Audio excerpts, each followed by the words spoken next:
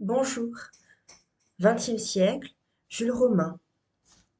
Les hommes de bonne volonté. Les amours enfantines. Les signaux de Pierre et d'Hélène. En lui confiant des souvenirs d'enfance au cours de leur longue promenade, le Parisien Jalèze initie Gerfagnon, provincial du Velay, à la poésie de la grande ville et à celle des amours enfantines, chantée par Baudelaire.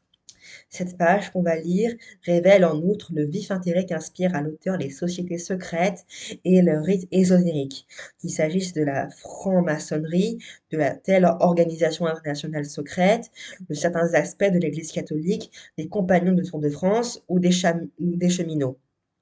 Ici, ce sont deux enfants, Pierre Jalès et Hélène Sigeau, qui, perdus dans la ville tentaculaire, se sont créés ce monde clos dont rêvent sans doute tous les enfants et tous les amoureux, inspirés par leur tendresse, par le goût du mystère et d'une innocente complicité. Ils ont inventé des signes de communication invisibles pour eux seuls. Reproduisant à leur insu les rites de sociétés secrètes, ils ont ainsi retrouvé, en imaginant ces idéogrammes, la démarche qui permit à nos lointains ancêtres d'inventer l'écriture. Tu n'imagines pas comme elle était attachante à considérer quand nous marchions le long d'une rue comme celle-ci, vers ces mêmes heures. Son air à l'aise, son abandon total, sa confiance dans le flot. On en revient toujours à ces mêmes images. Dans notre première promenade, je t'ai parlé du bon nageur. Tu es allé à la mer? Non.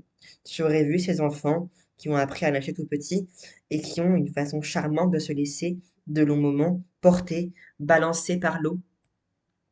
On dirait qu'ils dorment dessus, un bras replié sous la tête. Je ne lui ai jamais demandé si elle aimait Paris. Elle n'aurait pas compris ma question. Nous étions trop spontanés pour réfléchir à ça.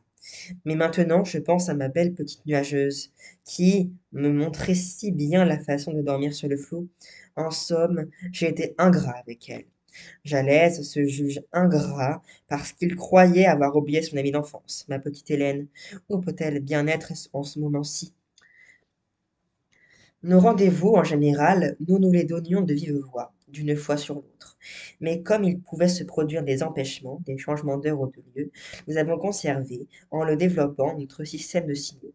Il était devenu d'une grande subtilité et d'une grande souplesse.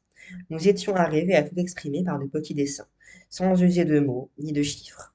Nos signaux restaient ainsi davantage notre propriété. Ils risquaient moins d'être effacés ou altérés par une main étrangère.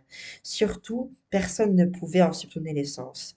Pour les inscrire, nous changions d'endroit. Mais plusieurs endroits nous servaient en même temps de principaux, l'un plus près de chez moi, l'autre plus près de chez elle.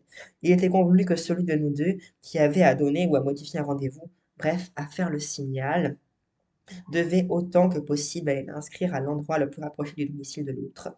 Par exemple, en sortant de chez moi, je passais devant le premier endroit de signal qui était à un moment donné rue de Navarin.